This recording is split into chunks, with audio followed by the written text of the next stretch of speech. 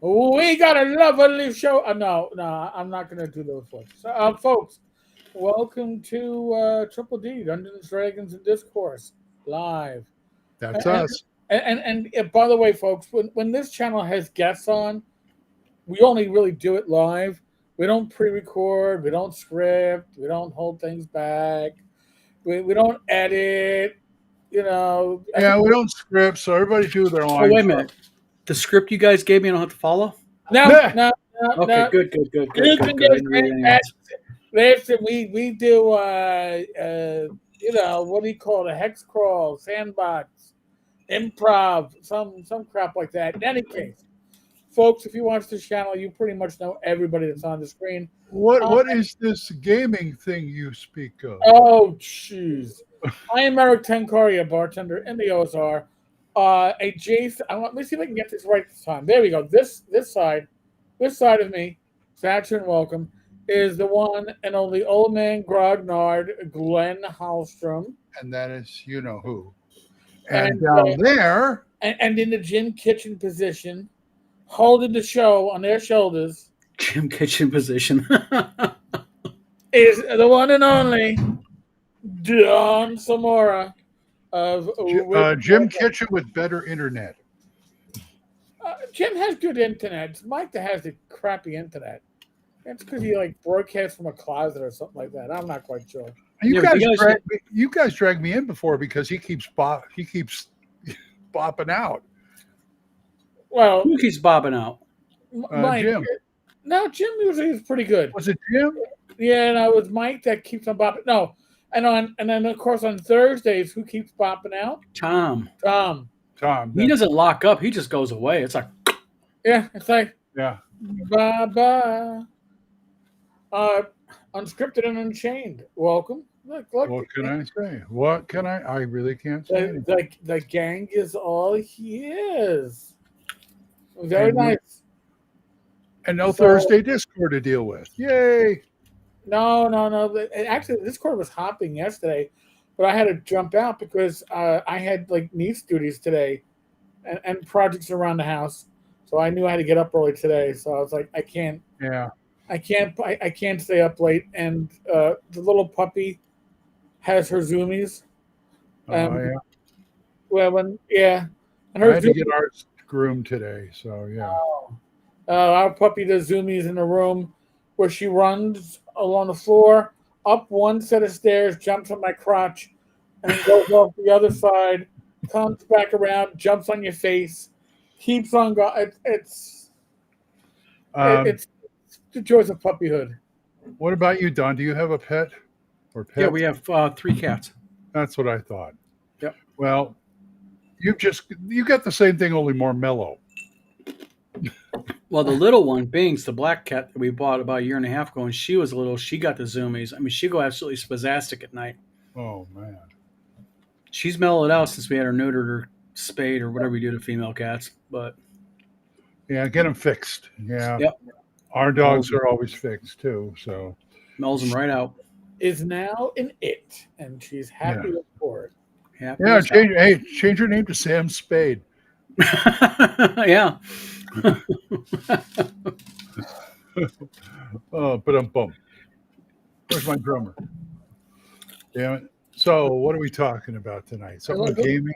Well, we'll definitely touch on gaming related stuff, but I here's the thing: I didn't get a chance to read the article that I sent a screenshot to Don earlier today. Yeah. But, there was a case, a lawsuit involving AI. Yep. And it wasn't ChatGPT; it was some other company who I didn't even recognize. But apparently, there's a lot of them involved in this. And they settled the case for what, 1.5 or 1.6 billion dollars. 1.5 billion with a B for boy. So if you're settling a case, and by the way, the money is going to authors and I guess their representatives and publishers or whatever. But when you're settling a case for 1.5 billion, it means that you're afraid it's going to be significantly worse than that if you go to a jury decision. And I've been on a number of juries in my life. number of civil ones, and even the one where we found fault when we were supposed to actually award damages. Oh no, no, they they they don't want to Terry? put that in the hands of the general public because we make Yeah. some decisions, so they'd rather hash it out themselves. Terry, welcome. So yeah, And for them to agree to pay 1.5 billion, that tells you how much money they made off AI. It had to be Okay, is a this lot is more this profitable the than that. is this the Origins AI thing? when's the Hold on, I last? can tell you. One Okay, I Yeah, second. know they got kicked out, but I didn't know they were being sued. no, yeah. I was actually sitting in a parking lot waiting for my niece's school van to show up because Mhm. she goes to school upstate and comes back on Fridays. So, and I'm like, I see this article, and I'm like, I don't have time to read this, but I'm sending Well, this on because we've talked about this.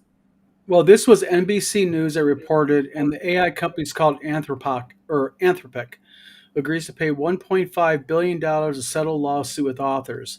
If approved, the settlement would be the largest in the history of American copyright cases. So, this is not only the large settlement with AI, it's the largest settlement in copyright based claims. And Wow, that's only one lawsuit. I know that there's several. I mean, Right. that's out that's there. kind of So, that's kind of even bigger than the Kickstarter lawsuits they did. Yeah. Oh, well, now, definitely. but think of it this way, this sets precedent Right. for other cases pending right now. And you know damn well there's a bunch of AI attorneys out there going, oh, shit.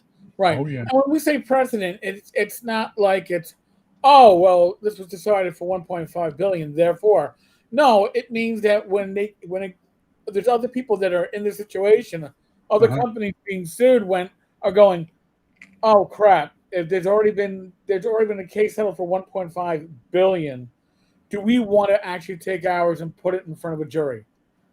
Because if Well, they'll use this case against them. You know damn well the plaintiffs are going to use this case, They the oh will yeah, be settlement, charged. in, yeah, in the court. if a negotiated settlement is 1.5 billion, then what did you fear a jury was going to award? And by the way, as an aside, just to throw this out there, this also means that the plaintiffs saw the value of, well, man, we could have gotten 3 billion, but yeah, if you gotten 3 billion, it would have been appealed. There's no appeal on a negotiated settlement. So this I guess you could almost call this a win for everybody, but I think in the end, it's going to be a win for the consumer because I hope so. it's going to put some kind of guidelines to AI. Yeah. Oh, that's a good point you just made because you know that along with the 1.5 billion cash settlement, they have attached to this probably, and they haven't disclosed it, of course, because they haven't been approved. But there's probably agreements also on how there's AI will use their engines and all of that will use their Right. data. So this is going to be far-reaching. Yeah. I mean Absolutely. yeah. So this is it's going to have repercussions across now. And folks, full disclosure, I'm taking a course right now, an online course on AI and how to get the most of AI as a tool, as a productivity tool for the most part. And I find it very interesting. And I'm not somebody who believes that AI is something that should be producing creative works, but I do think it can be part of a process. You shouldn't be doing artwork for it. AI writing, and listen, Don and I can tell you about AI writing. There's something about AI writing that it usually stands out that it was written by AI. AI is good at doing things like I don't know, tables, but I've been experimenting with ChatGPT to run an OSE campaign for started out as a first level fighter in a grim, dark setting, and it's very interesting. It's not bad, and I can see where Watchy failed.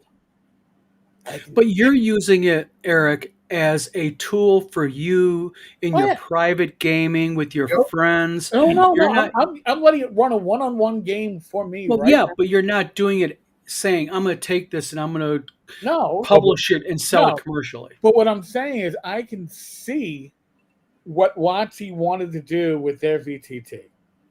Mhm. Okay, because listen, our generation, we grew up on games like Zork and other infographics company, Infocom. Infocom games like Zork, Right. and they could be a lot of fun. But if you didn't have the right command, Yep. go north, open bottle. If you went like if you went off script, you got nothing. Well, Mhm. here, Those yeah, were those were they would incredibly drive you fucking complex. they would drive you effing nuts.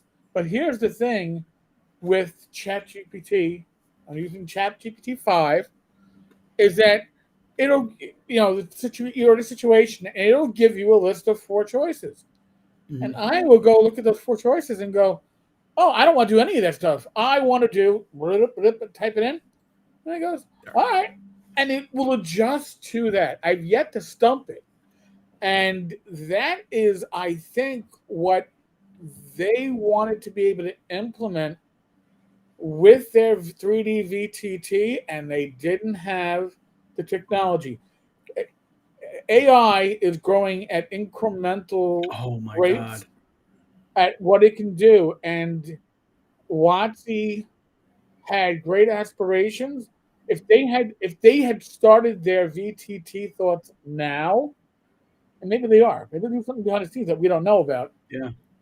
The AI, they could have an AI that could do 98% of what a human GM could handle at the table. Apparently, including fudge dice rolls, because my experience so far, and I'm going to have to ask the VTT, are you fudging dice rolls? Because my guy is pretty good. Does it always win? I'm always winning, and my party has grown. And the only thing that my hit points are less than average, but it doesn't matter because I don't really get hit much. So I wanna figure out if it's fudging the dice rolls, because you could have it roll the dice, or you could roll the dice. I can see it as a tool, as a creator, that say you had an adventure written up, you could. I'm sure if you can't do it now, you'll be able to do it in 6 months. Plug it into an AI and say, run this adventure as a 5-person party with these characters, and then tell me where it's lacking, where it was too hard, and you'll probably get pretty good feedback. I mean, will it be perfect feedback? No, because AI will tell you I lie sometimes. Yeah, but the thing with AI is, and I brought this up before, and people try to shoot me down, and it's a hill I'm going to die on here. Is I remember years ago when Photoshop first came out with Photoshop brushes, and people were like, "Oh, that's not real art. You're just dragging it and making this and doing." And people were kind of giving the same semi quasi arguments as they are about AI now, although it's not AI, but it's kind of like the Right, same thing. The computer's doing it for you. And now AI, or not AI, now Right. brushes are just common. I mean, everybody uses them. right. Right. And so I think where AI is at now, I think we need guardrails on it. It's obvious we do. Yes. Yeah. You know, I and use, I feel, I don't know why, but I kind of feel a bit hypocritical on AI as far as like, I don't like it for art. No, you're using other people's stuff. You're not. But at the Well, it same depends, time, Glenn. But Same Glenn, time, I go to Chat GPT. It says, "Okay, give me three gangbuster plot hooks," and it but does. also, but in all fairness, Glenn. I mean, if you look at it this way, is the way AI is right now. Yes, I agree. It's right, wrong, but I said this at the very beginning too. A year ago is I believe that sooner or later they're going to come out with something similar. I call it ethical AI. Mhm. okay, But sooner or later, something like that's going to broach. And although I support artists like Dean Spencer and Eric Lofgren, those guys are all great and they deserve to be protected. Right. But the problem we have with AI is it's not going away. So instead of banging on the neighbor's door telling them to turn down their music, I think instead what needs to happen is we have to first realize A, it's here to stay. B, what can we do to protect artists? Yeah. That's the big question with me. Right. Actually, the rise of AI and people saying it's here for good. Well, yeah. Well, remember way back when people reacted the same way to the internet itself. Absolutely.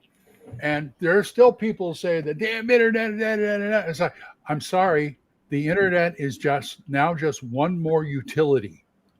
I mean, look That's what we're what it doing is. right now. Think about this. Glenn, Mhm. you're where? Oklahoma, Oklahoma. New York, Michigan. People from England probably are in Exactly. this chat right now, all over the world. And what are we doing? We're all talking together. Yeah, it's a utility, and it's Yeah. not going anywhere. Just like AI. Yeah, I agree. Yeah. So what's the? I guess the to the two hosts here, I asked this question among the chat also. What are some ideas on how to make it, for lack of a better word, fair? Well, I've already found that. Listen, say you want to. I know maybe like a year ago, if I wanted to play with AI and say generate, generate artwork in Larry Elmore, Dragonlance. You give all these system props. Now, if you name an artist, it will tell you I can't do that. At least ChatGPT will tell you I can't. Oh, hold on. I'm gonna check. I'm gonna check another one. You guys do that. I'm pulling this off the side. Yeah. That's Yeah, got me now. That's got me yeah. But intrigued. it'll suggest to you workarounds. Like, well, you can't name the artist, but you could say, well, in a style of like classic AD&D, and you can direct it, but you can't name an artist. And I find that interesting. It Well, they will. can Okay. also have stuff like, yeah. What do you got, Don? I'm gonna do this. I am in right now Gemini, which is Okay. Google's AI, and the prompt I am using is draw me a red dragon in the style of Jeff Easley. Well, let's see. 'Cause It ChatGPT should be won't do it. Okay, let's see. I am hitting it. Just a So, second, yeah. saying, and I will. It's generating image, and I'm going to pull up the image, good or bad. I will Oh pull yeah. up the image here. right. Hold on, it's thinking still. Generating image usually doesn't take this Oh long. wow. Okay. I'm actually because Show. Okay. what? Any way I can share this? Sure. How do I do that? Hit the plus button on down below, and then share. Screen share. Yeah, same thing. But I just have to approve it. That's all. All right. Let's see what you got. Hold on a minute. Whoa. Oh, that's actually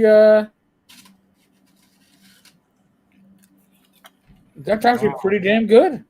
Mm-hmm.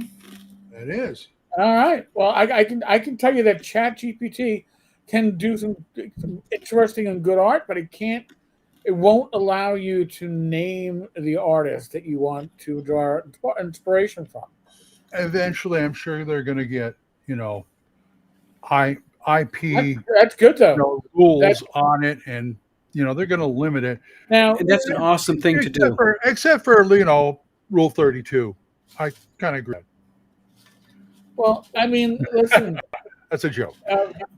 For those of us that have been following, I don't know, Labyrinth Lord, right? Labyrinth Lord 2E, if you can still find it, it can't. I don't think you can find it on drive-through anymore. What is it? Labyrinth Lord, second edition.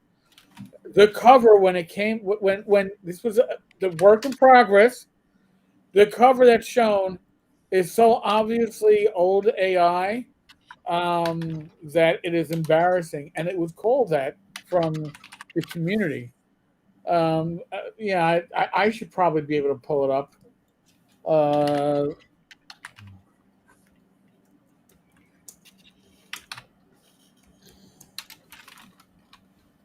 Let me I'm see. not pulling up nothing. I got it. Never thought of Yeah, hold on. Oh God, I can't. It took me where I didn't need it to go. Okay, hold on. All right, here. Hold on. And now, What do you got? hold on. I'm I surprised. will. I will show you.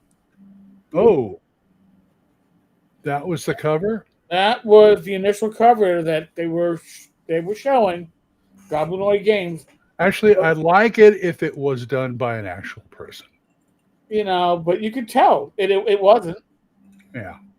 You know, because and how do you know? Because it has nothing to do with Labyrinthoid, and that is the only cover I think that ever came out for 2 weeks. Now, when you find the document for 2E online, it does not include a cover Ah. art. But see, ultimately, Eric and Glenn, I think the onus is on the customer.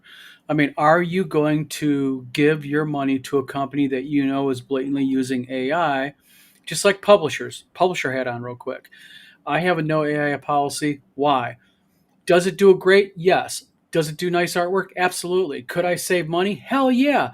But I've said this before, I keep going back to people like Dean Spencer and such. Those guys helped me when I first started Wizard Tower Right. Games. And I'm not going to shit on them because AI is going to be more convenient. It's called there's an ethical thing here happening, and too many publishers are embracing it. And I'm a member of a group called AI for Publishers, Okay. and these morons in that group defend it and go, well, why should I pay someone money when I can get it for free? And it's like, because it's ethical. Why don't I just go ahead and rob some poor 80-year-old woman on the street when I see her walking out of the bank? Because it's bad to I do.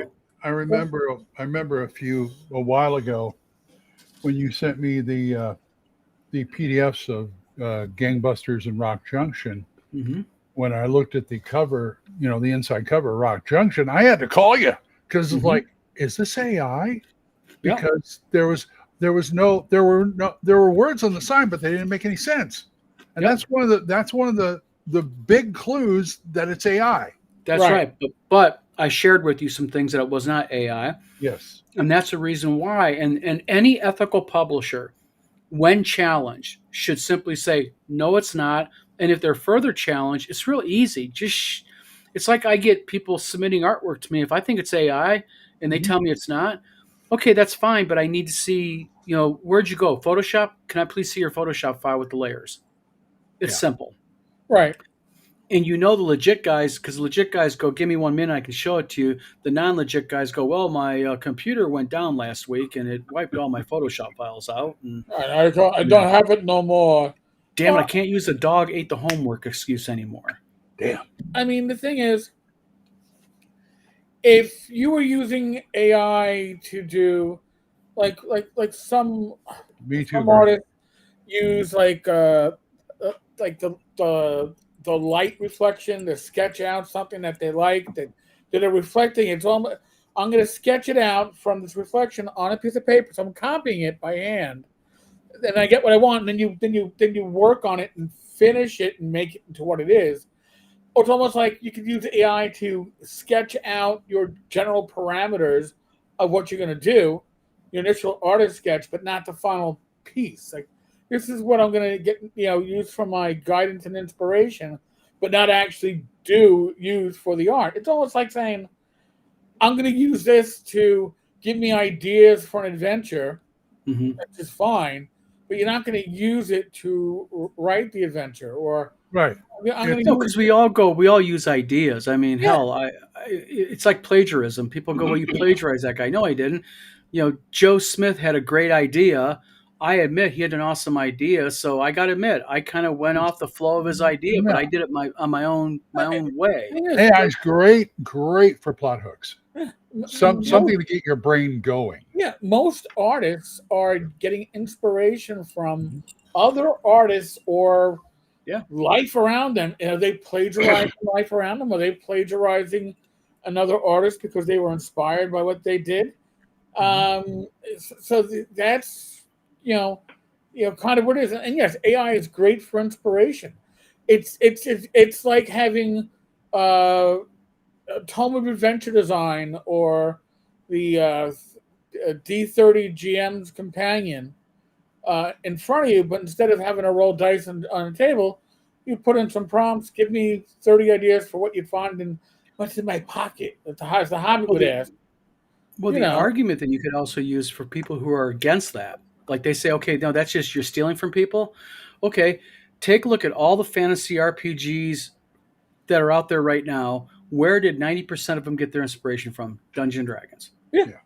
So basically, all these other RPGs are plagiarizing. Also, no, you get ideas from. I want it to give me, like I say, a plot hook. That's the impetus, the engine that's where the adventure is the nucleus of the adventure, and then I want to build around that and change things and things like that. You want to make it Glenn's is what you want to do. I want to make it a good adventure, and they're not always good adventures. Yeah. So I'll give you an example, and Eric knows about this, Glenn.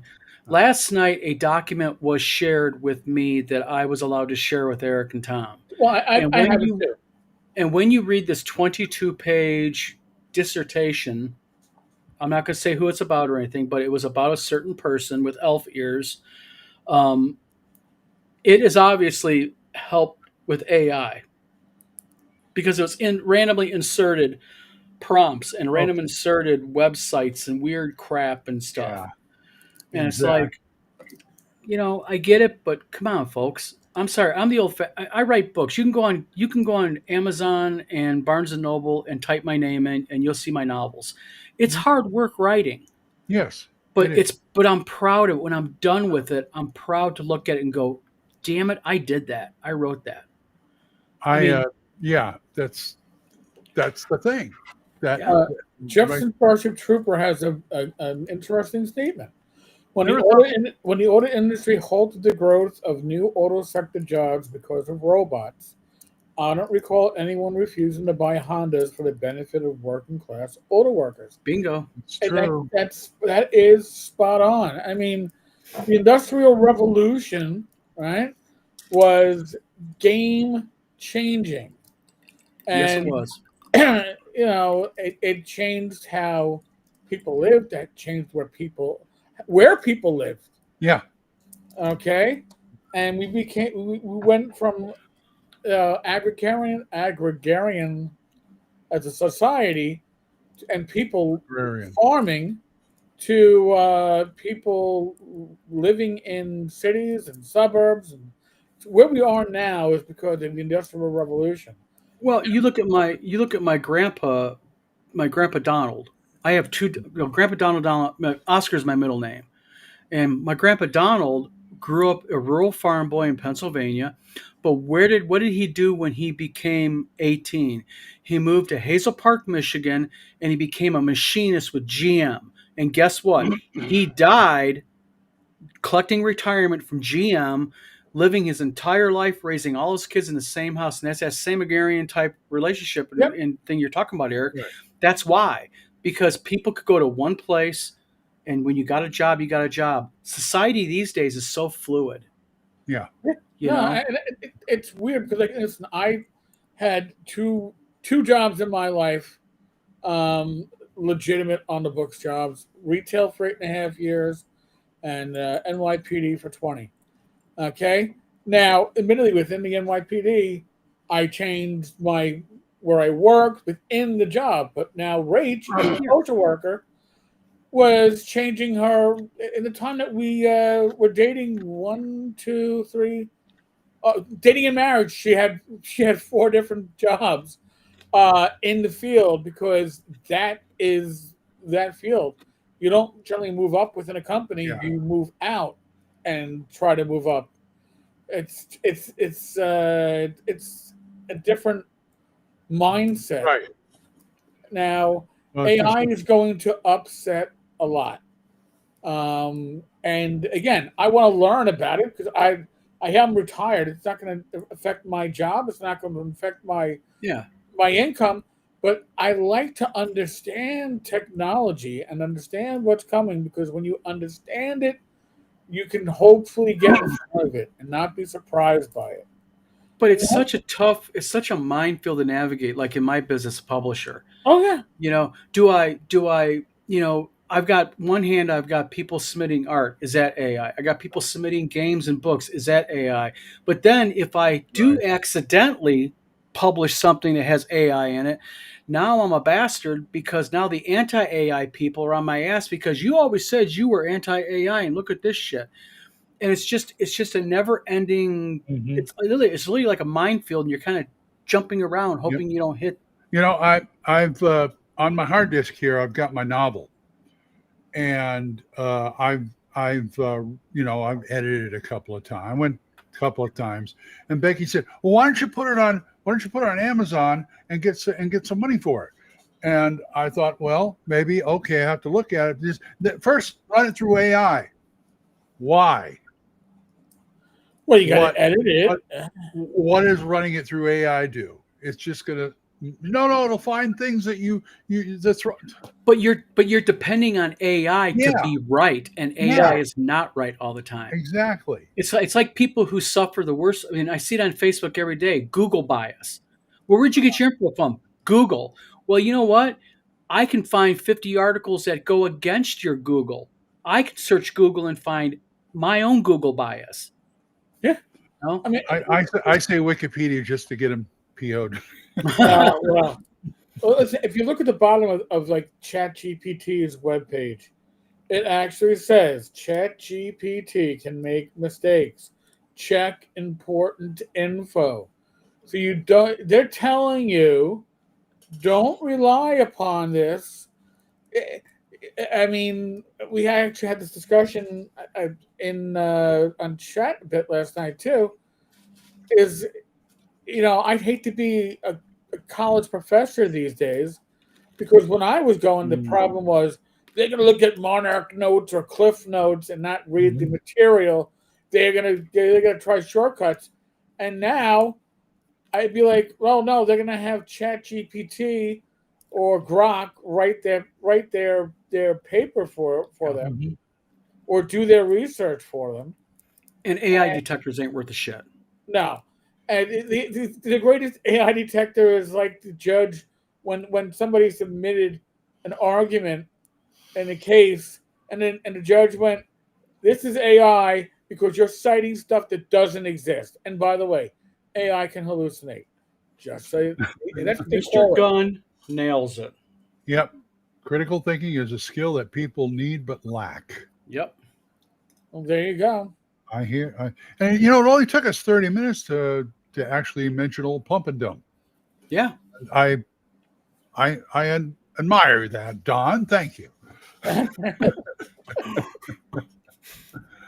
Oh man. So how are you, Eric? I forgot to ask. No, I'm good.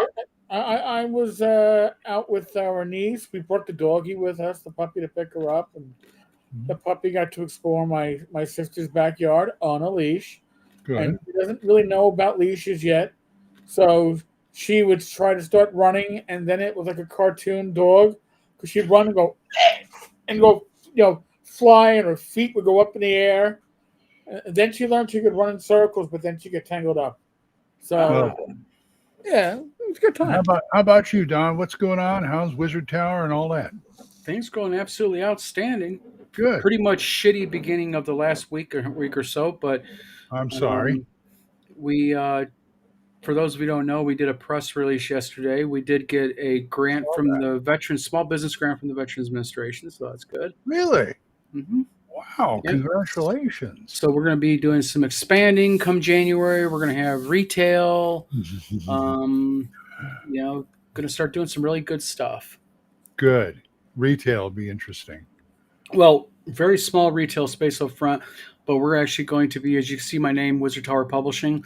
We are this weekend. The store is going down. It'll be down for 2 or 3 days. And when we go back live with we have a new website. It's going to be Wizard Tower Publishing.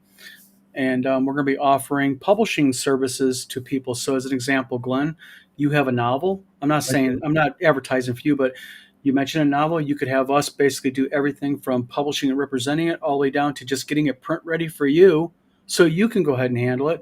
And we're also going to be doing something that nobody else does. We're going to be doing that for games. So for people who have like an RPG, they need edited, laid out, artwork, source for all of that. We're going to be doing that. And yes, we are no AI. Good. And such. So we're I should probably let you look at my book. Love to.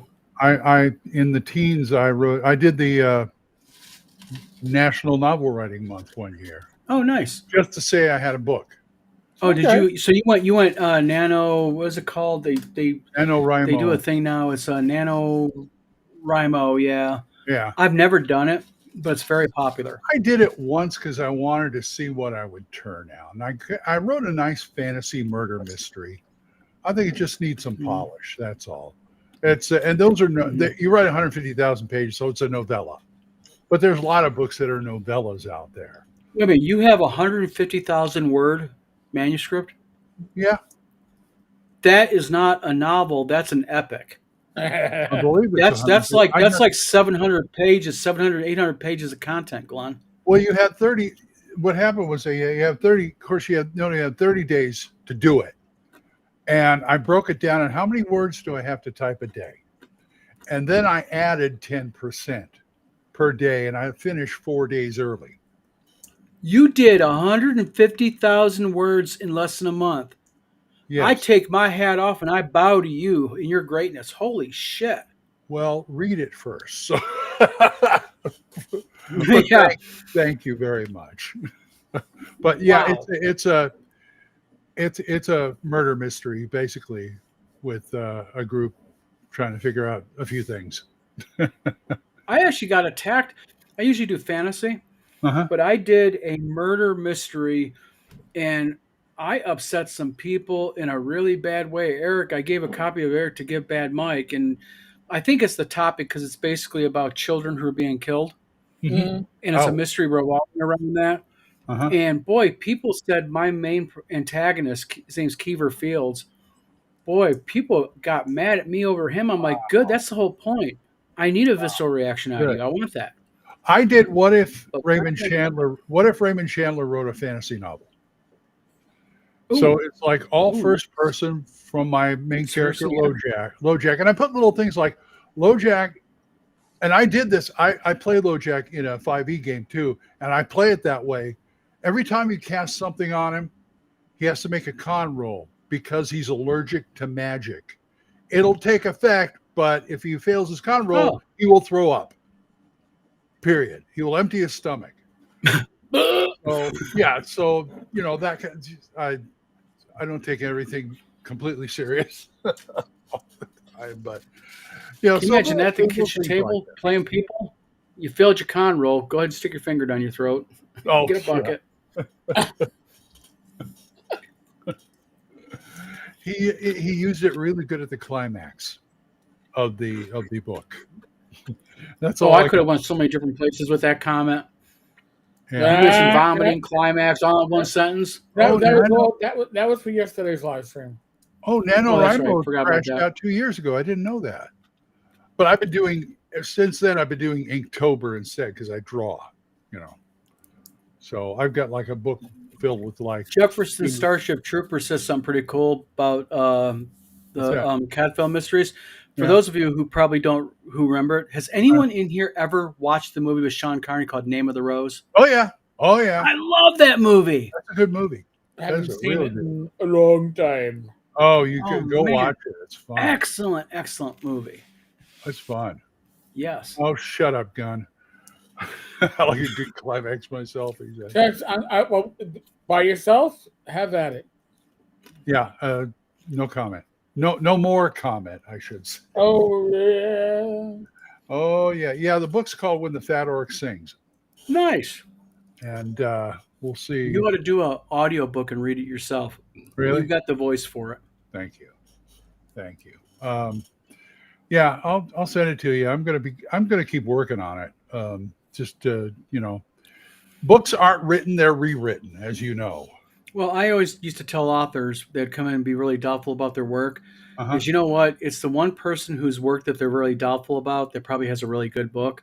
And number two, everybody's book deserves publishing. It really does. Get it out there. What the hell? Why not? If Somebody will like it. yeah, exactly. Yeah. Although I can't do Amazon because I'm banned on Amazon from selling stuff.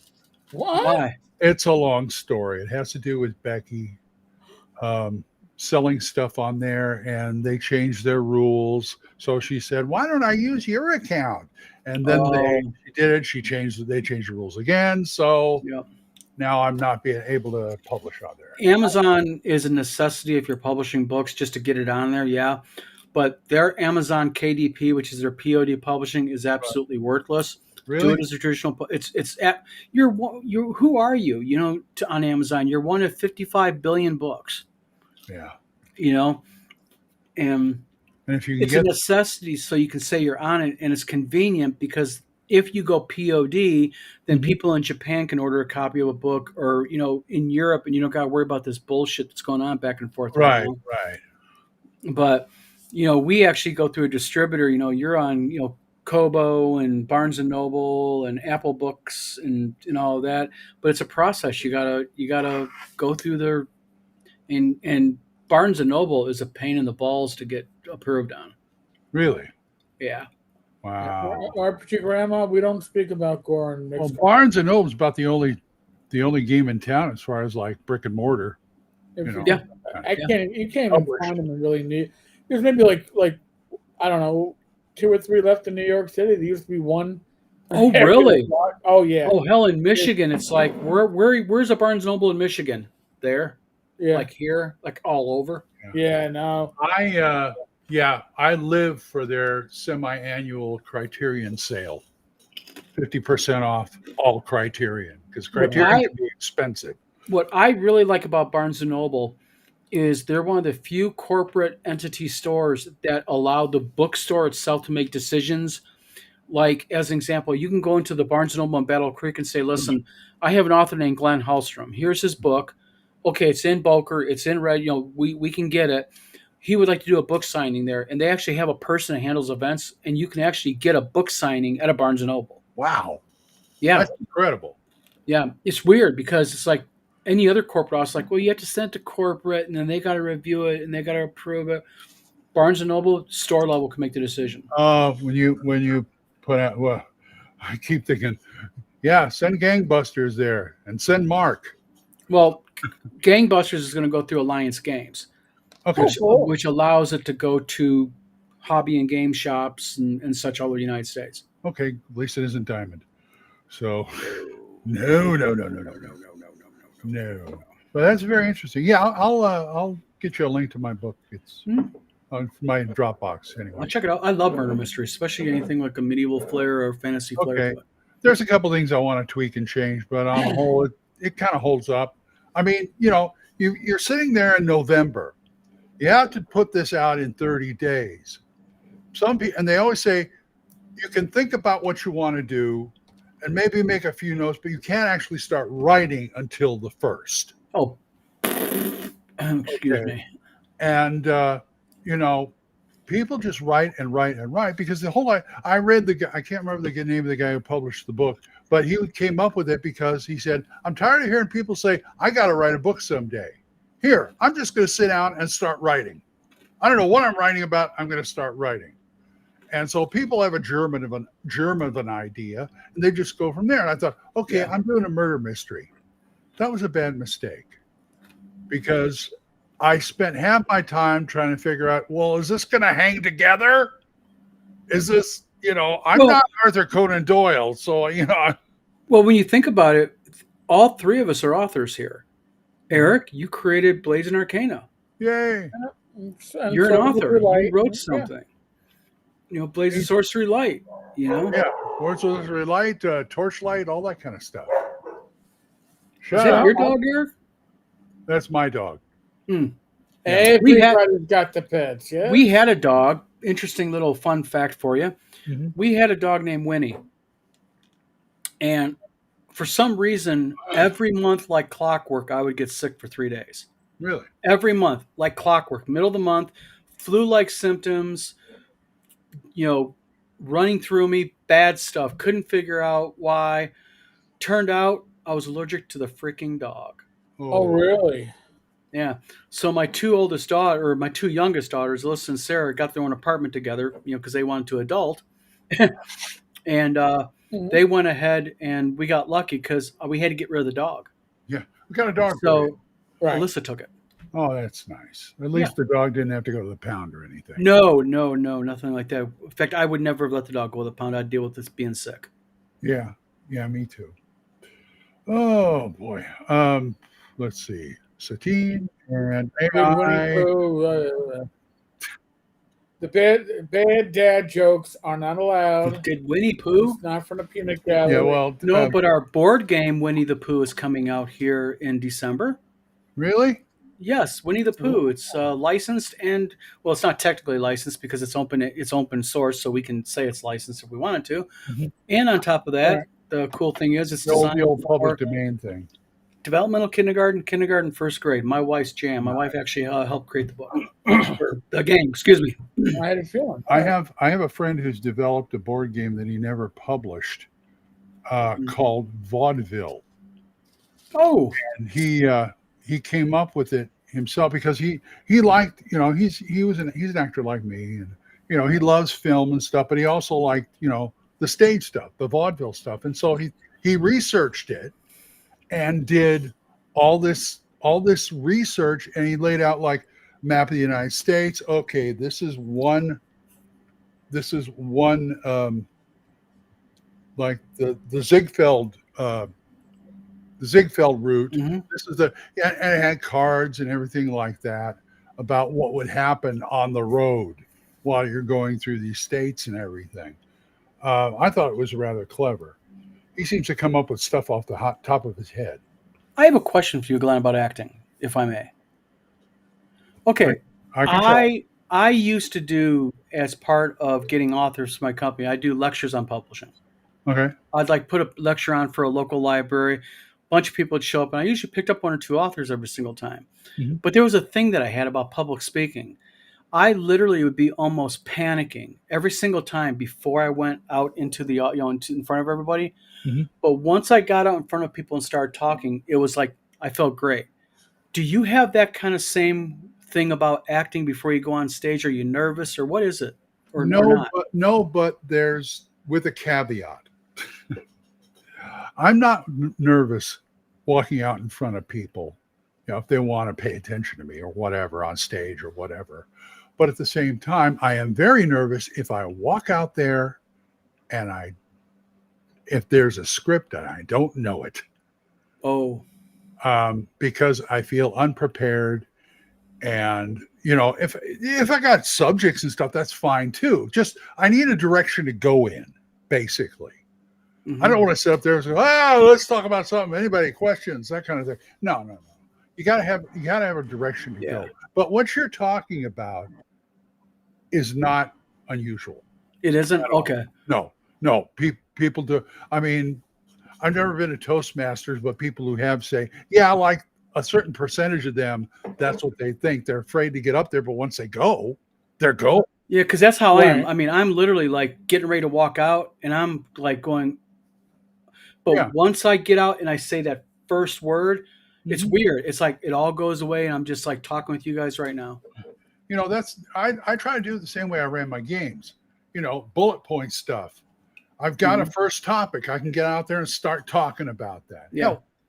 Stand-up comedians do that all the time. They've got their notes and everything there with them, pretty much.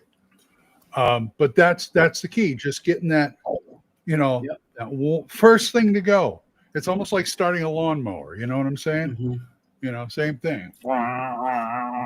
Finally you get it going. Yeah. But hey, if I can help, I hope that helped.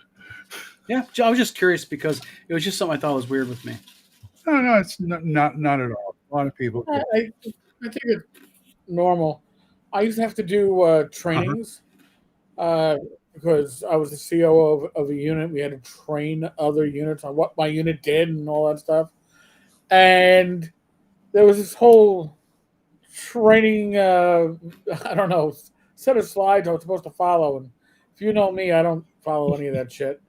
And I didn't follow it back then either. So I was like, I could try to memorize the slides, or I can just give them the stuff that they actually need, and then do a quick Q&A. And I broke out into a sweat right beforehand, and I got out there and I enjoyed it. Once it was done, you're pumped. Like, I did it. No, it was good. Went well. But yeah, leading up to it, yeah, the apprehension. See, what happens to me is if I'm running a game, but if I'm talking like this on a show and I got a topic and I want to talk about this, once I get done with the topic, I just sort of, that's all I got. Because that's another question I've had asked you people. In fact, we were supposed to talk about the email we missed last night. And one of the questions was, when doing live or recorded, better yet, do I have a script? And I'll be honest with you, I don't do scripts. I might have a sticky note with like bullet points, just things I want to touch. That's the way I like to do it. Yeah, but I don't run a script. I don't read off a prompter like some people have on their computer screens, like a prompter. Nothing. It's all like raw, and I just run with it. Right. I mean, yeah. How I do my videos, not these live streams, but obviously this is all riffing off each other. But when I'm doing a video, I'll spend 5 minutes to maybe half an hour thinking about what I want to talk about, right? And getting if I'm reading an article, obviously I'll bring it up on the screen, but if I'm thinking, like, when I was doing earlier in the week, when I was doing the AD&D 1E initiative, I was like, all right, prep for it. And then that's one of the few that I needed bullet points on my screen, because I can't follow that in real life when I'm running a game. God knows I'm not going to get it straight doing a video without having something I can follow. Right. But yeah, I like when we have guests on. Listen, folks, the show prep that we did was Glenn dropping in 3 minutes before we went live. Are we ready? Oh, don't lie. We spent here 2 hours getting all prepped for this, guys. Okay, like everybody was, come on, Eric, you got to keep up the theme. Come on, man. When I was doing Save or Die, after Vince left, and it was just me, Mike, and Liz, Mike would write a notes that he would send us the day before. That was like, okay, we're going to talk about this segment, bullet points and all this. So, you could tell he's a professor.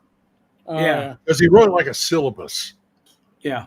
And they'd show up and say, okay, we're going to review this. When? What did you think? I don't know. I haven't read it.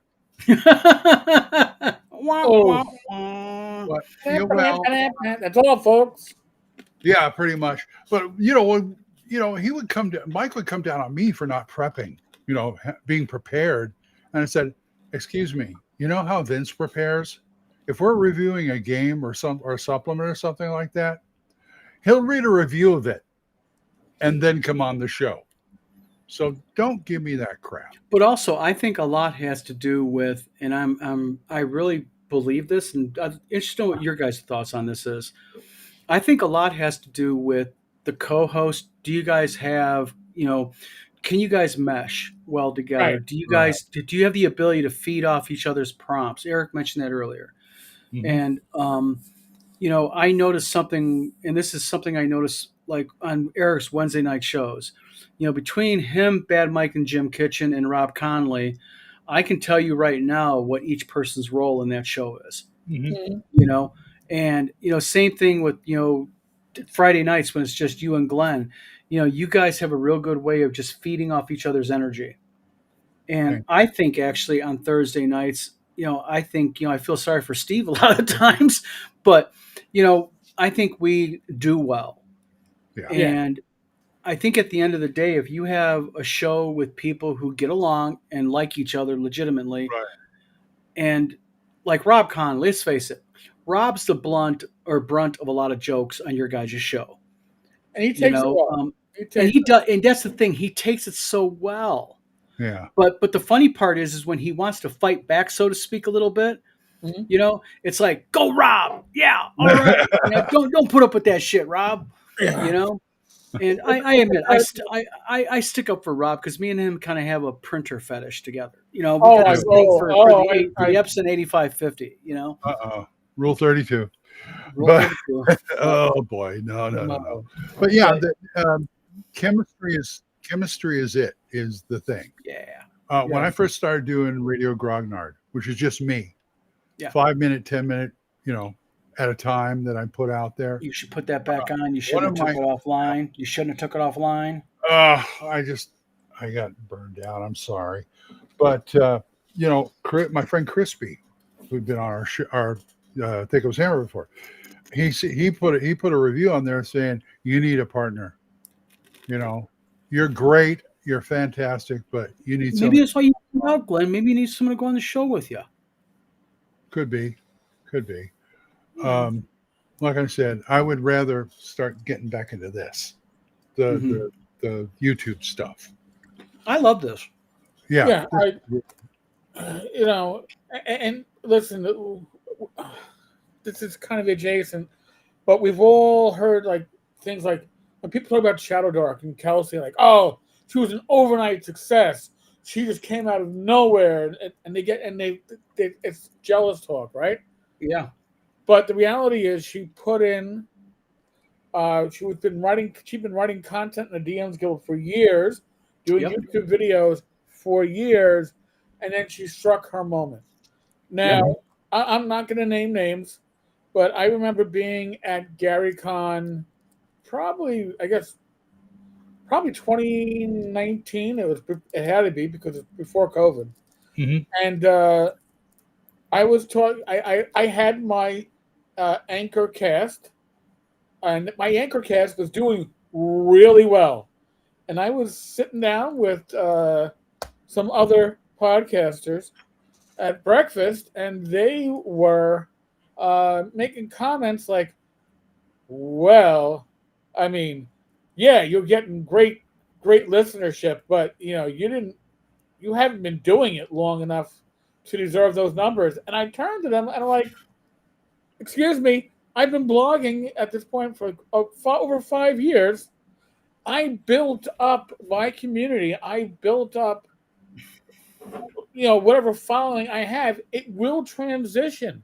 Kelsey's transitioned to Shadow Dark because of what she did and put into it. But it doesn't matter if Kelsey started on Monday afternoon and became a sensation on Friday. The bottom line is she struck a chord for a reason because she put out something good that people liked. And all these jealous people out there, I'm so sitting, and this isn't generated towards you, Eric. No. I'm talking about people in general who go, well, they haven't sat there and paid their dues. Fuck you. What do you mean dues? Dues. Nothing is due to anybody because you've done something. Yeah. Okay? You know what gets you followers? What's that? Putting out solid, well-heeled content, becoming rather quickly, hopefully known for somebody you're an honest person. Authenticity. And that you won't, as a vlogger, spread a bunch of BS lies just to get viewership. And of course, you don't buy your own subs. Oh, right. Well, unless you go on the subway, in which case, you could borrow. You could be wimpy and borrow, and hopefully pay somebody back on Wednesday for a sub today, or but And I'll say another thing about this is, I wonder what would happen if Kelsey's name was like Joe Smith. Is it? I see a lot of stuff directed at female creators, but they don't generate that type of stuff towards male creators. And it's like, I have a copy of Shadow Dark. I finally bought it. I read it. I'm impressed. It's well done. It is well done. Very well done. And still not. You know what? Yeah, I don't care if she created it. It was the first thing she ever did. It's well done, folks. If you have a problem with her or another creator, why don't you do this? Why don't the detractor go out and create their own game and show everybody how it's done? Yeah. I think part of the point, though, too, is that put your money where your mouth. 9 out of 10 times these overnight successes that people bitch and complain about are people that are not an overnight success. Yeah. Even when it comes to fiction authors, right? They pound out books for years, and then finally one hits, and people go, "Well, they were an overnight success." Well, look at their record; they got like 14 novels prior to that. This one happened to be the one that hit the zeitgeist, and everyone went, "Oh, Bruce Springsteen didn't hit until his third album." Yeah. That's to use a music anthem. Okay. So yeah, there are overnight successes that take years to build up to. It's like people talk about, Fleetwood Mac's, Stevie Nicks, the song Silver Springs, Right. which is now their number one selling song of all time. She submitted that in 1977, I believe, to be part of one of the albums. And the band shot her down. Her producer shot her down and said it was basically just not a good song. Right. Well, what happened in 1985 when she finally did, because she had power at that point, she forced it on the Rumors album. And guess what? It's now their number one selling song and downloaded song of all time. Pretty much. So, she, and I know Fleetwood Mac's not a very good analogy, but the point is she was told originally 20 years before that it's no good. Yep. And it finally hit. So I take my hat off. We're all in this business. We all know how tough it is. It is. And for her to do that, I admire her. I admire her tenacity. I admire her business savvy, and just impressed across the board. Yeah. That's the way you do it. That's the way the industry does it. Yeah. Pretty much. Publishing is not very far from that. So, Eric, let me ask you a question for everybody. Yeah. What about as a vlogger who has a successful YouTube channel? Okay, and you do moderately. What? Okay, moderately successful. Okay, you've got 7,000 subs almost. Oh God, you're gonna make me look now. But see, I remember back when you were 150 some odd, yeah. But I remember that day. I remember that night that we were on live, and you were trying to hit 2,000 subs, and you were at like 1998, and you hit 2,000 on your live stream. I remember that. Okay. So let me ask you a question. Yeah. For the average Joe schmuck who says, you know what, I want to be able to put out content, but I want to be able to collect subs. How can I, as a vlogger, best gain subs in your opinion? In my humble opinion, in Tenkar's Tavern, you got to do the work. Now, I'm not saying you got to be like me. I have this weird thing about me. Started with my blog, where I had to do something daily, and then the blog at some point was like sometimes 5 or 6 posts daily. But once I turned on to doing a podcast, then the podcast had to be daily. And once I did a YouTube channel, I had to have some content going up on a daily basis, because that's how I am. That's the rhythm I need. Because if I don't keep that rhythm up, what's going to happen is I am going to stop producing content. Now, you're not going to have your first video, your first 10 videos, your first 100 videos aren't going to be the ones that suddenly people go, oh my God, this is awesome. You mean I've been failing for all this time for nothing? But the thing is, without doing the work, without getting yourself out there, you're not going to do anything. It's never going to happen. You got to be willing to. So you're saying. So if I understand what you're trying to say correctly, just so far, that it helps if you can put out relatively consistent content. Yes. And in my case, folks know it's going to be a live stream or a video pretty much almost every day. Okay. I know with your channel, I know if I tune at 8 o'clock on Fridays, Wednesdays, or Saturdays, I'm getting something live. Right. On Thursdays with you, we're doing something. I like to have something up every day. If I'm at a convention, it might only be a bunch of shorts from a prior video, but there's something going up. Yeah, I know. That's my rhythm. Your rhythm might be once a week. Mine was 3 times a week. What's that? The point is you got to You got to keep hitting it. You And gotta- not all of your stuff is gold. Not all of my stuff is gold. But No. I'm putting it out on a regular basis. Right. And the thing is, if people like what you do and you have a rhythm to you, you have a schedule to your work.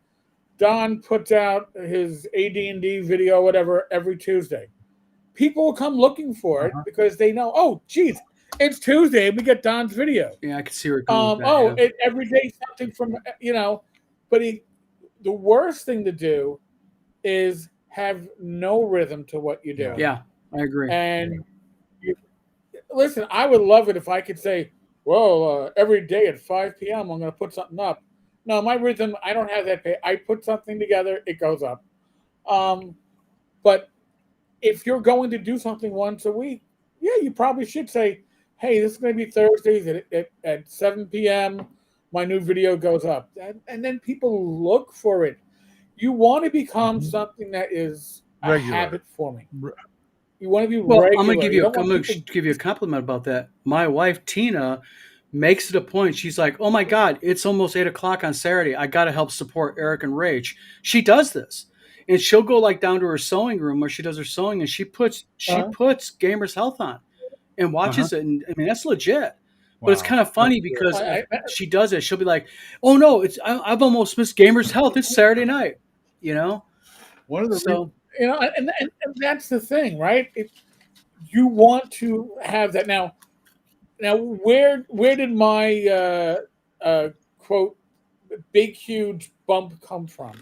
My big huge bump, my initial bump was Professor DM using one of my parts of one of my videos to show.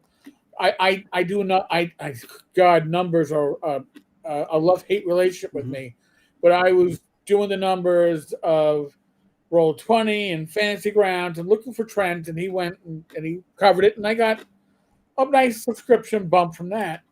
But if you look back at my history, my big bump was two things.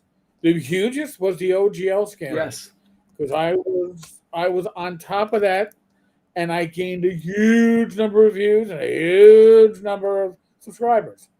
And then my single most watched video is when the Trove went down, and I broke the news on the Trove being down. But also, you're known for something. Love you or hate you, you don't fucking lie.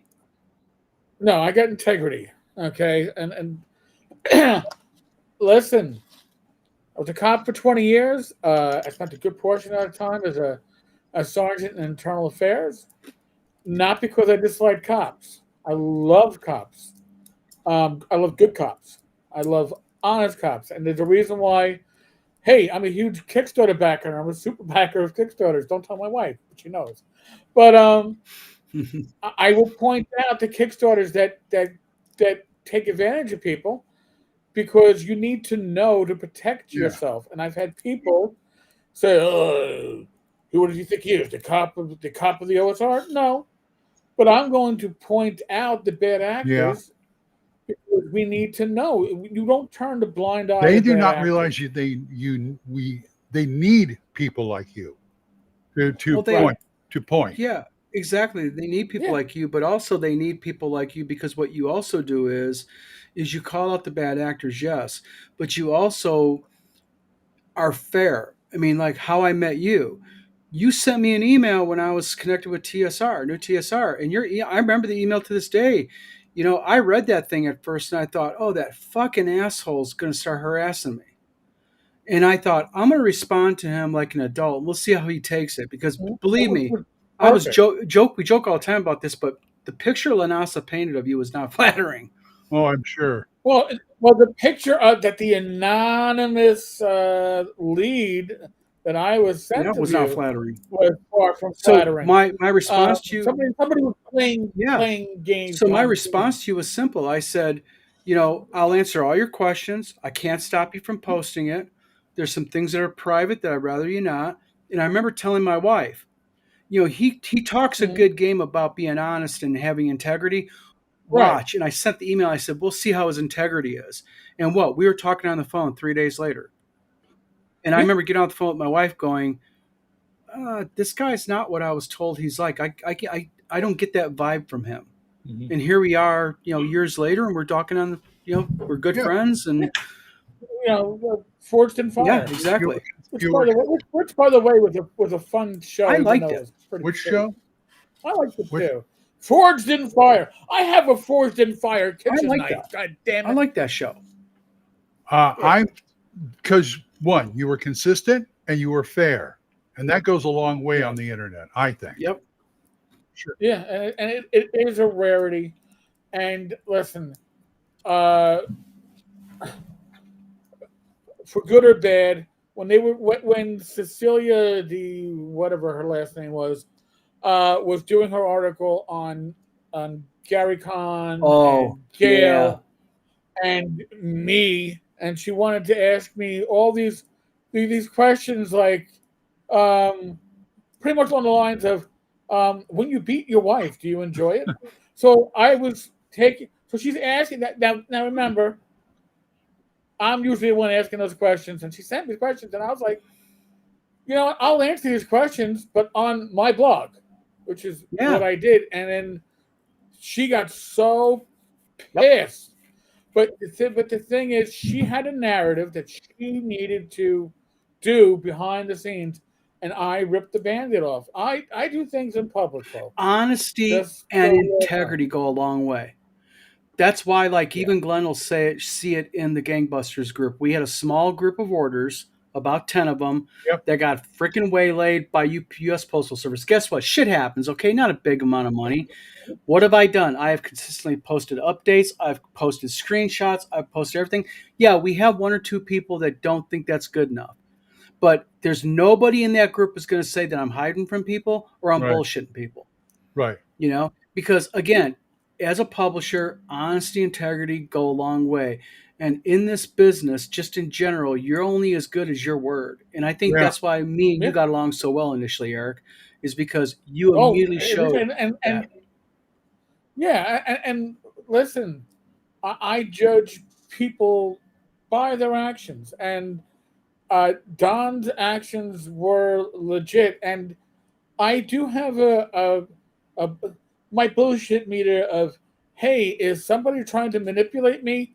Already went off with the anonymous email, because I'll tell you, okay, it's a secret truth, but anonymous emails rarely are for your benefit. That's right. Anonymous emails are usually trying to get you to do something that you probably wouldn't do if you knew the source of the email. I will say I did get an anonymous email in the last, I don't know, sometime this year, from a source that was trying to screw somebody else who likes to send anonymous emails. So I could see, like, but you still have to validate the information that you're being given. Yeah. Trust but validate. Yeah. Pretty much. No trust. Right, validate. You don't trust. You still validate, but you still don't trust it. There's no trust when it comes to and also keep in mind one thing. If it's sort of like the guy who goes, hey, Eric and Glenn, let me tell you something. I'm going to talk about Joe Smith, but you know what? Don't tell him I said it.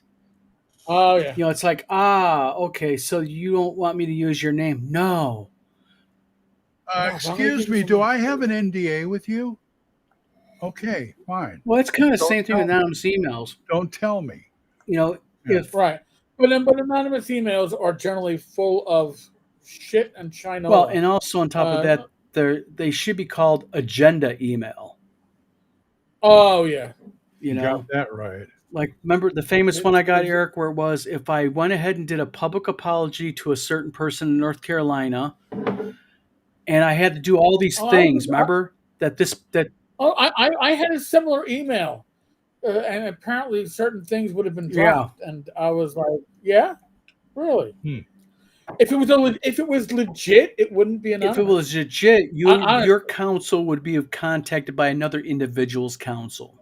Exactly. Yes. Get the lawyers involved. Yes. I tell you what. Sometimes the thing is, people are so dumb. It's like, why are you using anonymous email? Because you're a coward and you don't want me to know who you are. That right there takes whatever you send me and throws it out the door as bullshit. Right. Well, that right there tells me who you Yeah. are. So, I mean, You're right. Yeah. Hamlet Bound sounds like a lot of skullduggery in the background. Laugh out loud. I just watched the You shows. know what? Yeah, That's what People we would be want. surprised at how much skullduggery is in the public game publishing business. Oh my yes, God. and not just the corner that Don and I are talking about. If you know people in the industry, right? I'll tell you right now, there are balls in the air that are going to come dropping down in the next couple of weeks. Uh, that people are going to go, I had no Yep. fucking clue. And you know what? And then there are people like Don, myself, Glenn that have a clue, and these are stories. These are not stories for us to Yep. talk about, I've told right? Becky, she's not a gamer. She's, stop talking about gaming, stop talking about content or whatever. And I said, I've learned a lot from gaming. I've learned how to deal with people. But one of the things I did, Yes. I've learned more about the publishing business than I ever wanted to know. Yeah. There you go. And I'm glad. And actually, I'm glad for it because it's very interesting. It's a tough, It is very cutthroat interesting. business. And I hate to say it What this way. what businesses? Publishing. Yeah. Publishing. It is a tough Yeah. business because there are people out there like me. I try, and I'm not trying to like be Mr. Goody two shoes here, but I've demonstrated this through you guys and other people. Is I've had people come up to me and say, "Hey, I got a question." Bad Mike sent a guy my way. Mm-hmm. And said, "Hey, can you take care of my buddy here? He has a game. He wants advice." I'm not trying to gain an author. I sat down on video and Right. talked to the guy, and we had a really nice conversation. And you know, but there's also people out there that will absolutely just heinously. They view you as a threat. Holy shit! They come out with their Yeah. alt accounts and all this weird stuff, and Uh-huh. There is this idea that's a zero sum industry. yeah, Okay. And the people like Don or Zach Laser, Zach, formerly of Frog God yep, Games, Zach, I know for a fact because I've talked to people who had questions like on how to do things in InDesign, and Zach would take 2 hours out of his day to sit down with people either on a yep, phone or on video to walk them through it because they were trying to get something that they were going to self-publish. They were trying to lay out. Somebody's going to go, well, wouldn't that be competition if you're working for another publisher? No, because you have two ways of looking at it, right? Rising tide lifts all ships. We're all in it yep, together. Everybody's got to I learn want the business, everybody. but that doesn't mean they're going to be Everybody good should, at it. yeah, But they do right, have to know but the basics. you want everybody to succeed because then the community is better, then the business is better as a whole. You don't want shitty product out there, even if it's your competition, because then people are going to look at it and go, "Oh, it's all shitty." Well, You know, Hamlet Bound. you want Hamlet Bound says this. He says, "I just published a book on DM skill and intend to do more soon. Definitely don't want any drama in the publishing, though. Keep in mind, Hamlet Bound, when I say drama, I'm not talking about at the author level, you dealing with a publisher. I'm talking about at the deep, deep back end. And it's not everybody. There's just a very small amount of people, like Eric talks about, Zach Glazer, that there's good people out there that they will take time out of their day and they'll talk to you. Is this guy I'm talking to competition? I don't know who he is. Mhm. I don't mind yes, helping him and offering advice, but that's the whole point is I know for a fact that can people compete with me? Yes. But it does me no harm to help somebody learn a little bit of information because it's not like they're going to open up a place right across the street from me, even if they open up their own business, you know? right. By the way, I want to point something out. So Hamlet Bound, I actually covered Hamlet Bound because uh, they they were doing work online in a public message board that somebody else took their work and monetized it Oh, and then took credit for it. So Hamlet Bound's work is in the Shadow of the Temple, It's Noble and the Shadow of the Temple. It's expansion of Temple of Elemental Evil. If you if it was on Dragon's Foot, if you go to Dragon's Foot, you see nothing but praise for the work this man has done. So if you're going to support somebody, support the man. By the way, the plagiarized work was taken down, and the individual claimed it wasn't really plagiarized; it was inspired by. But yeah, no, it was plagiarized. This is the man that you should be supporting. Um, Even I believe the Joe Block, the Grey Oak Grognard, has said similar stuff. So this is Greyhawk as you want it to be, and this Greyhawk was the first setting that I ever have. I actually pulled out my old Greyhawk folio the other day. My wife was like, "What is this garbage?" I went, Well, I will tell. it's beat the shit. But I will no. tell people here that it's nice to be a shitty human being in the publishing business, but I'm gonna tell you something right now. There are groups out there that are for publishers only, and they're private groups. And what the whole point of the group is we warn people about problem authors, fellow problem publishers, and people are going like, oh, and there's actually a spreadsheet out there that literally is a author spreadsheet of avoid at all costs because they're all vetted about why do you have a problem. And we go in there and we will talk about people and say, this is my experience. And you'll be surprised when a name is mentioned, how many other publishers will come underneath you and go, oh, I had an experience with that freaking guy or gal. I was doing a Christmas Carol one year. Oh, real quick, what role did you play? Tell me with Scrooge. Yes. All right. Oh. Yes, it was Scrooge. That's the second time I did. The first time I did like 4 parts, but this time I got Scrooge. But the point is, Tiny Tim, the kid was being a pain in the ass. And I sat him down and I must have said something intelligent and bright, but it straightened him out. But the point is, one of the guy who's playing Christmas Yet to Come said, because he directs for like high schools, I think he's a high school teacher. Excuse me. And he said, yeah, in our the community, the theater community, if I take his audition sheet and I write PITA, everybody understands. It means he's a pain in the ass. Yeah. And this will travel through. And in Oklahoma City, in the Oklahoma area, the acting community is not as big as you think it is. Yeah. So, yeah, I'd love, by the way, I'd love to see this spreadsheet. Publishing is a lot smaller of a world than you think, especially game publishing. Oh, listen, old school gaming is a smaller world than many people think, especially when you're in it. But I mean, honestly, whatever you're doing in life, if you're getting your face out there, whether it is writing, publishing, artwork, doing YouTube videos, doing a blog, your reputation is everything. And once your reputation tanks, and the only way it tanks is on you. Okay, if people spread lies about you, those lies won't stick unless there's truth attached to those lies. Right. So it's I always tell people, act with integrity. That's all you got to do. Yeah. Look, there's always going to be someone out there who's a hater. There's always going to be someone running their yappers about you behind your back. Yep. The trick to it is it true? And if it's not true, then sometimes just ignoring it is best. Sometimes you have to speak up.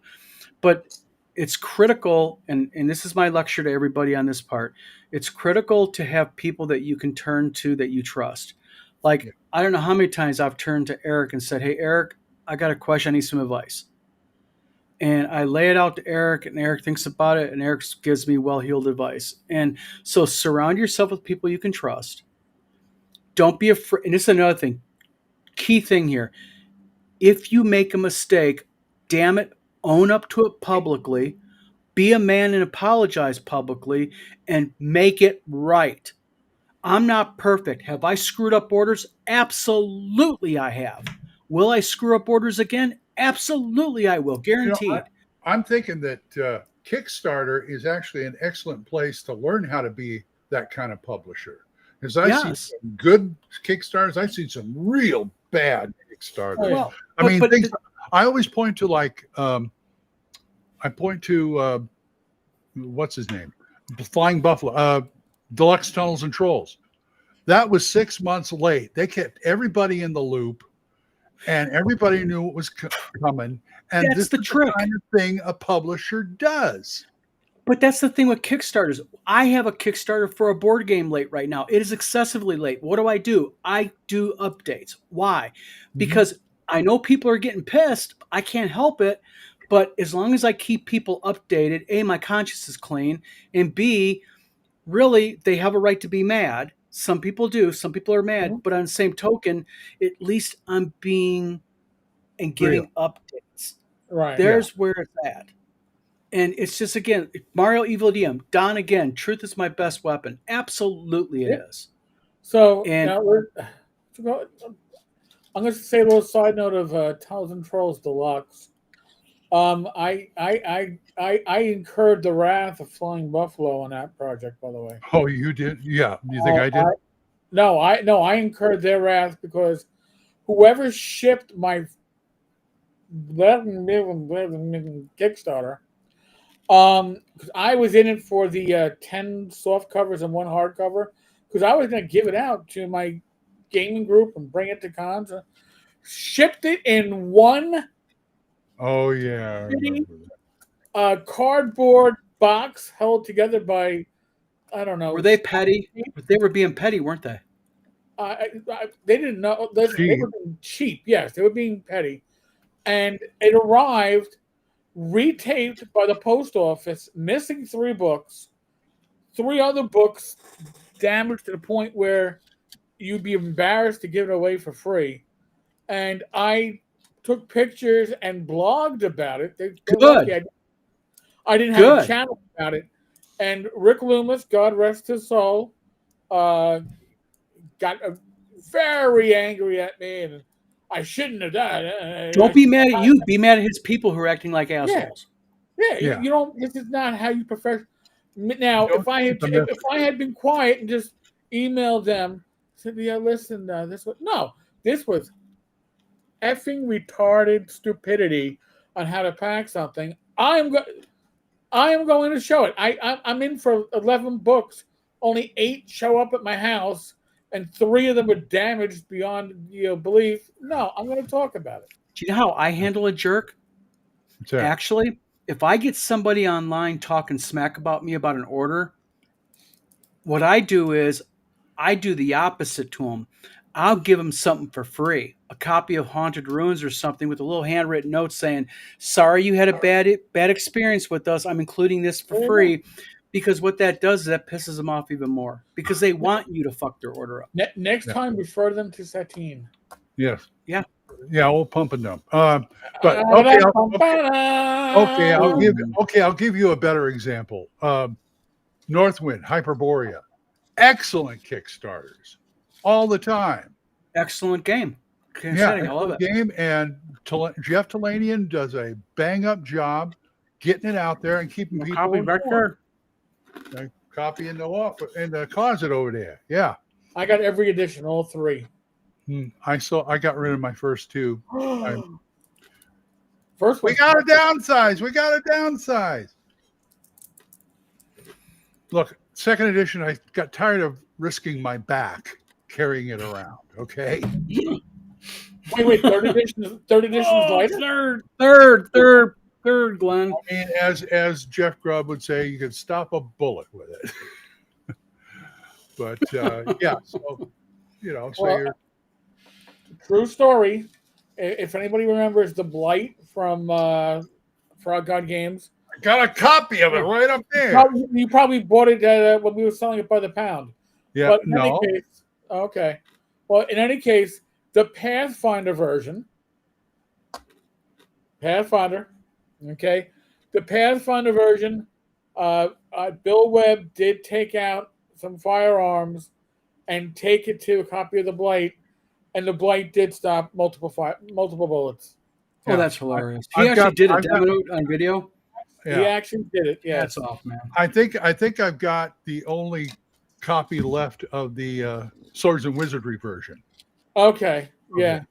And yeah, right. You put 2E Hyperborea in the back and that in the front, you're covered. You know what I'm saying? Nobody's going to shoot you that way. Well, Just do headshots. it was great watching Rach try to sell the Blight, because for those that don't know, the Blight is basically about a drug addicted society, and Rach sounds like my hometown, Battle Creek. yeah, Rach was selling it like a social worker, and it was not a great sales pitch. Hey, Glenn's wearing pants. Oh, Glenn, you're right. Didn't you get the memo? No pants allowed. You didn't get I'm wearing my gym sweatpants. You missed the memo. No pants, dude. No pants. Okay, folks. The Blight. Glenn has to go into his library, his gaming library next door, and get his copy of his Here's how book. big it is. See, now, Glenn, if you were Rob, Ooh, Glenn. before- Holy shit, that thing in your hands is thick. Yeah, it is. It is. It's $160. Believe it or not. Yeah. Something they How will much? never. $160. I did not pay $160. And Glenn That's the and Mr. Hallstrom, is that black and white or color interior? It's a black and white. Black and white. Actually, I think it's black and white. And how many pages is it? How many pages? That's a good question. Yes. I'm seeing over 800. Hold on a minute. And they are. Go ahead. I'm just 827 pages. gonna do Frog my God- shit. Frog God Publishing, I know at that point, was using a Chinese printer that did textbooks, so they were getting they were getting a higher quality. Bill used to walk around with that book and shake it upside down by the two sides, and look, the binding's holding. Yeah. Like, God help us.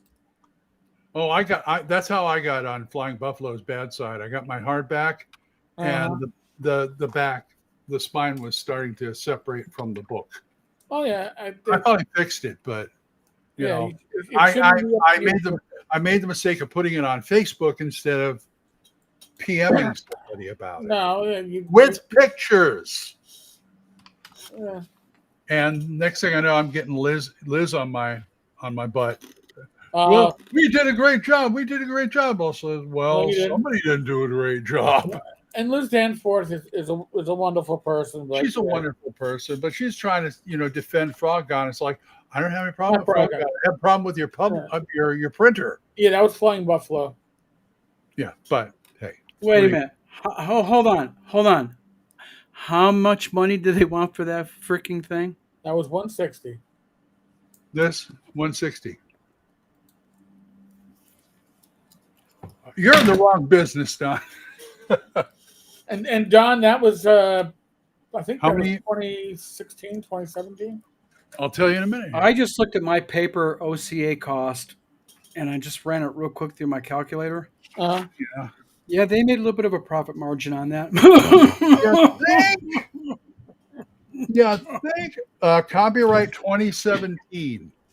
All right. I don't care. I could double the cost. Oh my god! Are you freaking? They charge. And this book is notorious with Frog God now that we are never going to put out something that big again. Yeah. According to Bill Webb, but that's Bill Webb, Yeah. You're not gonna trust me. You're not gonna get anything that big again. Well, yeah. Well, you're not getting you're right. But one of these days, I'll actually read it. But the Pathfinder version was bigger. Oh my god! I cannot believe they charged it. They made a killing. Selling at half that, they made a killing. Yeah. $80. That's not cheap. Right. Well, for an 800 page book, $80 is, or I can go ahead and sell you two 200 page books for $39.99 each. Right. I paid $175 because Bill Webb, I stopped at their booth. I stopped going to their booth over the years because Bill Webb, I always end up spending more because Bill Webb will go, tell you what I'm going to do. So it's 175. I got this plus a couple more of their hardbacks. Your impressions, how was the layout? The layout, I love the layout. Okay. The layout is very interesting. Look at this. Look at this. You've got strikeouts and boxes and everything. They don't do, I'm sorry, pet peeve of mine, unjustified text. Yeah, you're right. I know who probably did the layout back then, and I will not say a word. Oh, my hackles get up on unjustified text. It's just like, And let me tell you, let me look in the back.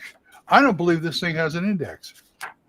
No, it doesn't. That's another thing. It's critical. A role-playing game should have an index. Make it easy and on your gamers. I can almost guarantee you it has no index, no glossary. Gangbusters now has an index. Yes, it does. The new version has an index. But the new version is laid out in design. I will say this. This is why you build up a community. This is why you build a community, because if you have a community built, that's almost a pre-sale for your books. Joe Stone, I'm used to Palladium books, so I'm used to questionable layouts. I listen. I'm a big fan of Palladium Fantasy Roleplay. Not that I would run it these days, but I love the default classes. I love the setting. I love the original artwork. Really? And I was a big Rifts player. Never ran it, but talk about his Rifts. Talk about a system that inherently had 00 for balance. I mean, because it's not just a zero balance. We're going to make sure that unbalanced is so unbalanced. And yes, I would play Crazies and I would play Semora. I've got one of the few Unearthed Arcana and Oriole Adventures books that actually hold together. So do I. I don't have a problem with mine. I've heard so many people saying, I opened it twice and all the pages started coming out. My UA held up, but I think it was, I probably got like the first printing of it, like right when it came out. Mm-hmm. They probably got cheaper as. But people also, it has to do with how do you do it. Do you take it and you crack it open, like you push it flat? A lot of people do that, or they rest their elbows or hands on it. Okay. You're going to crack a spine if you do it that way. So I think a large part of it was abuse by the player. Yeah. Well, you can't. I think something where the covers were like peeling, and then mine. I took mine everywhere. Mine has coverware, but it held up fine. I think people should go. I think like publishers should go back and print their books like TSR used to do it for AD&D first edition. They had a textbook printer to do it. A lot has to do with when you're doing hardbound binding, Glenn. When it goes into the hard binder, it has a lot to do with how much pressure you're using. Okay. What kind of glue you're using? Because I can buy glue literally that is $3 a gallon, or I can buy glue that is $28 a gallon. We buy the I think a gallon of glue at first is like $22 a gallon. Okay. But you get what you pay for. Exactly. That's like the golden rule for publishing. You get what you pay for. Yeah, and the cheap stuff dries brittle and hard. The good stuff dries almost like a rubber, like it's flexible. Yeah. And that's really what you want, because that holds up to the constant opening and closing, plus how much time that you have. There's a thing called a compressor on a hardbound book machine. It actually will take it and compresses it, usually 3 to 5 seconds. We have ours cranked up to about 8, and believe it or not, that 3 seconds matters. Oh yeah, I can imagine. Yeah, so that's the thing with me is, and yeah, Hamlet, justified text, man. Come on, it's just I like it all nice and neat. You know? When I go to WizardCon, I'm just trying to get come in the day before and leave the day after. Yeah. There would be any time for you to take me over and show me your printing out? Actually, I want to do a party at my new place because it'll be at the new digs, and I want to have if anyone who arrives early, I want to have like a night before kind of soiree, showing Right. the place off. Basically, just doing something fun and maybe do some type of. I was thinking about this year making a yearbook for the convention. Nobody Wow. does that. Nobody does. No. Where you could buy a yearbook and we'll make it and do it, and you get it like 3 or 4 weeks later. You get your Uh-huh. yearbook in the mail for WizardCon too. Nice. Nice. I like that. That'd be fun. Well, it's still up in the air right now, but when I go, I want to see your operation. That'd be You're fascinating. welcome. Absolutely. Because I'm in Battle Creek and WizardCon 2 is in Battle Creek. That's right. That's right. This year. I didn't know you were Yep. close to Kalamazoo. We're going to be doing it every year at this location. Great Okay. location, great people, great price. They don't Is this fluctuate. like a Holiday Inn? It's the new Holiday and the brand new one there. Yeah. Okay. It's nice. I've never did a con in Holiday Inn. Well, no, we had North Texas one year, and that was bad. It depends on what kind of call. The new Holiday Inns are designed more for like business people and such, so it's really nice amenities. The restaurant's real good. This will have a full menu and a pool and a workout room. Here's what happened. You walk into the dealers. First of all, the bar closed at 11. What the hell's wrong with them? 1 a.m. at this one. Secondly, you walk in the dealer room, you can smell stuff like bacon because it was leaking over from the kitchen. Whoa! And then afterwards, we find out that was a training hotel because they were not ready for us at all. So they're basically the abuse hotel. So all the crappy stuff happens there and all that. Right. We're going to do a breakdown cruise here and send them. Then we'll send them on their way. You know what I'm saying? Yeah. But they had, from what I understand from Bad, you got to confirm with Bad Mike, but we got there and it's like, what the hell is this? They were just clueless about what a con was. But I'm not really blaming them, but they could have done a little more due diligence. Well, I'm not trying to cover my ass or nothing, but I'll be totally honest with you. This new hotel that we're going to, they were really Johnny on the spot. They were really nice people. They really, they were answering us. They were asking us the good questions. There you go. Like, the questions you want to hear from a venue. Like they were saying, like, okay, how late do we got to keep the bar open? Like as an example, the bar was not open on Friday nights and Saturday nights. Mm-hmm. But talking to him, I said, do you know how much money that you're going to see walk out the door? Because they're going to go down the road to Myers and go get beer there. 24 hours later, we'll keep the bar open on Friday and Saturday till 1 a.m. Nice. Can't ask for more. Yeah, they cater to us because they're smart. Yes, they are very smart. Yep. I'm looking forward to this. I got it. It's a nice hotel. I'm gonna tell you now. Compared to the one we were at, which was to me ghetto. Yeah. This one is really nice hotel, really nice people, really top notch. I mean, I'm again not saying it because I want to win like WizardCon. Right. I'll be called on my comments here. Trust me, it is like night and day. Honey, we got to figure out a flight. I got to go to this con. I mean, if I don't make North Texas, if I sacrifice North Texas to go there, I will. Ooh. Well, I'm honored. Damn. Well, thank you. I mean, Mike said, Mike and the other, it was last week. He almost ordered me to go to North Texas. I'm gonna admit. Listen, Glenn, we're not as organized and great as North Texas because those guys are just top notch. We're a second-year convention. We're doing the best we can.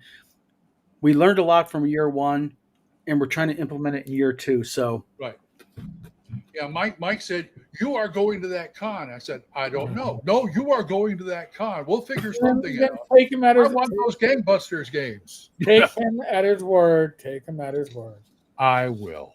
I hate to be a charity case, but hey, I'm a gamer. Who isn't? We want to do we want good. We want good for the gamers. I mean, I'm not just bullshit. Eric knows this. I really fret over this. I want the convention to do really well because I want to be that convention that people like with North Texas, people go, oh, yeah, it's the day after the convention. Guess what? When's ticket go on sales for the third one? Mm-hmm. So exactly. Yeah. Exactly. I'm thinking of having. Well, never mind. I'll tell you off the air. But yeah, I'm looking. I mean, what is it? It's April, so what? I hope the weather's all right. It'll be all right. Weather End will of be April fine. is really well. That's why I never wanted to go to GaryCon. It's like No, what? GaryCon is Lake Geneva February in March. Wisconsin. What? Well, it's March. Yeah, it's March in Wisconsin. Okay, you'll be fine. Trust me. April is fine, and it's the last half of April. It isn't the beginning of April. And on Sunday I'll be drive it. 69. I You'll drive have it. weather temps in the high 50s, low 60s. Good. Yeah. You might have frost in the car in the morning, but that's Okay. Good. I mean, I'm not going to be driving anyway, so I'm not worried about that. Yeah, Becky won't let me. Yeah, All right. you said she won't let me drive at all. She don't care how long. And besides, we only have one car, so. Well, yeah, you can't leave her without a car. All right. Well, I think we're hitting our witching hour. Ordered Yeah, it. I think we are. Wow, that I've had a lot of fun tonight. James, you can't. It's been 2 fucking nights in a row. So we gotta have you on. We gotta have you on more, Don. James pops into the Discord right as I am logging out, and he pops into the chat right now. Again, baby. Out. That's the way it goes. Love you, guys, Dave. thank you both for having me on. By the way. Oh, Yeah, you keep it up, you might be a regular. So. Oh no. Be careful what you wish for. Oh yeah. Folks, there's a live stream tomorrow night. Gamers Health, myself, my wife Rach. I think we may have a topic for tomorrow. I'm sure we will by the time we go live. Other than that, I am toying with the idea of doing another AMA either Sunday or Monday. So we'll see. Those were fun. Ain't bad, Mike. Mike, you people pop in at the end. There's the guy. I thought Bad Mike said he's pooping in the pool. Oh wow! There you go. I'm not responsible for that cleanup. Yeah. But I will say, public pools. I saw it as a cop. Yeah. We got there is a public pool and a workout room, by the way, at the convention. Okay, no pooping in the pool. I was gonna say Rach will be happy about the pool. Please. And the workout room. Yes. No pooping in the pool. Again, live stream tomorrow night at 8 p.m. I'm going to try to pop out some members only video. Remember, folks, members only videos are members only for 12, 24 hours, and then it lands in the hands of the regular subscribers. Well worth the money. Yeah, I don't hold them hostage very long, but becoming a member does help support this channel. I appreciate it. And I appreciate my co-hosts, Glenn, Don. Thank you so much. You're welcome. And appreciate it. Now I'm going to go. Now I'm going to put nails in walls with the blight. Well, hold on. To tomorrow, this is going to be a rainy weekend in New York, so Rach already has my chores ahead of me. Oh, we're going to have sunny and 68 as the high tomorrow. I am installing the new pet gate, and I'm sure that'll be part of the discussion tomorrow on Gamers Health because. Oh yeah. Well, I am taking my beautiful wife out tomorrow for an afternoon for a little bit of lunch. We're going to just do a little bit of window shopping, wandering. Can't beat 68 and sunny in Michigan. No. Well, it's the weekend. I don't have to look for a job, but Becky will probably drag me to antique stores. Well, that's a job. You got that right. Well, you know that, Eric. You found that out. Yeah, dude, that's fine. She's still trying to drag you there? Yes, but I have steadfastly refused. I told her she gets it once a year. So October's coming up. Oh my God, yeah. Folks, be safe, be well. God bless. Roll this dice. Good night, folks. I'll see many of you tomorrow. Good night, everybody. More videos this weekend. Like I said, I'm being rained out, so I'm going to be doing chores.